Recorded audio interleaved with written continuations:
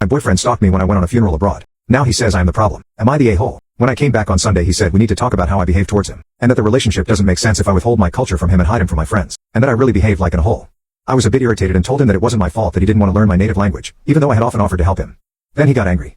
He talked himself into a rage that I had to come to terms with the fact that I no longer lived in Sweden and had to adapt. That made absolutely no sense since I speak his language fluently and also have a good job in the public service where good language skills are a basic requirement. Then he asked me who Zoran was. I was a little irritated. Zoran was one of the friends I met with. I stayed overnight with his brother, who had a guest room. I told him that Zoran was nobody, so he took out a phone and showed it to me. I was more than irritated.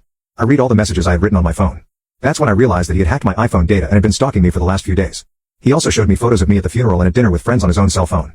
So he actually traveled to Sweden and stalked me. I immediately packed my things and drove to my mom after telling him what a psycho he was and that it was beyond inappropriate just because I didn't want to take him to a funeral.